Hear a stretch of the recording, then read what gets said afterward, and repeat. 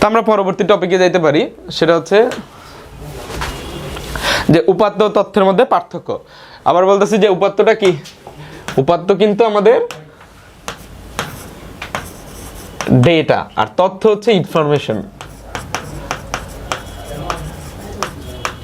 যদি আমরা রেগুলার বেসিসে কথা বলার সময় সব সময় শুধু তথ্যকেই বলি, কিন্তু আসলে ফার্স্টে হচ্ছে উপাত্ত আছে, ওটাকে তুমি তোমার মতো করে প্রসেস করলা, যেটা হয়ে গেছে ডেটা।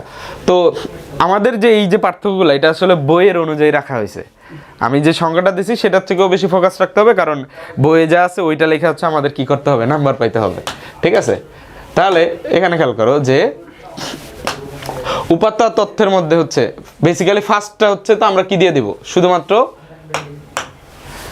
ডেফিনেশন দিয়ে দিছি। দেখো দুইটা জায়গায়, এটা আমরা অলরেডি বলছি, এটা আর বলবো না। দেখো উপাত্ত একটি একক ধারণা, তথ্য একটি সমষ্টিগত ধারণা, ঠিক আছে?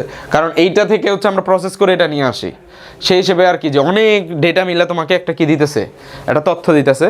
যদিও আমরা যে সেকেন্ড যে ডেফিনেশন, সেই ডেফিনেশন অনুযায়ী আসলে এটা পার্থক্যের বিষয়ে থাকা উচিত না, বাট তাও আমাদের যেহেতু বইকে ফলো করতে হবে, তো বইয়ের স্ট্যান্ডার্ড অনুযায়ী যেগুলো আছে সেগুলো একটু আলোচনা করে দিচ্ছি।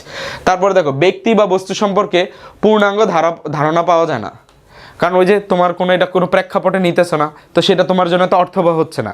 বাট যখনই এটাকে অর্থবহ করে ফেলছো, তখন কিন্তু একটা পূর্ণ ধারণা পাইতেছো, যে পূর্ণাঙ্গ ধারণা পাওয়া যায়। সিম্পল, সরাসরি ব্যবহার করা হয় না, অ্যাকচুয়ালি তো সরাসরি হয় না, কারণ আছে ওইটা তোমার জন্য মিনিংফুল কিনা, সেই জন্য তো তোমার কিছু কি করা লাগতেছে, একটু বাছাই করা লাগতেছে, কিছু জিনিস কাটা লাগতে হইতে পারে। তো এই জন্য এটা আমরা ডিরেক্টলি ব্যবহার করি না, আমরা যেটা ডিরেক্টলি ব্যবহার করতে পারি সেটা হচ্ছে ইনফরমেশন, অর্থাৎ তথ্যকে। এবং বিভিন্ন শ্রেণীবিভাগ আছে, যেটা আমি দেখাইছিলাম। বাট ইনফরমেশনের কোনো কি নাই, শ্রেণীবিভাগ নাই। ইনফরমেশনের কোনো শ্রেণীবিভাগ নাই, শুধুমাত্র ডেটাটা তোমার কি করতে পারলেই হলো, তোমার যে উদ্দেশ্য সেটাকে সফল করে দেখাইতে পারলেই হলো।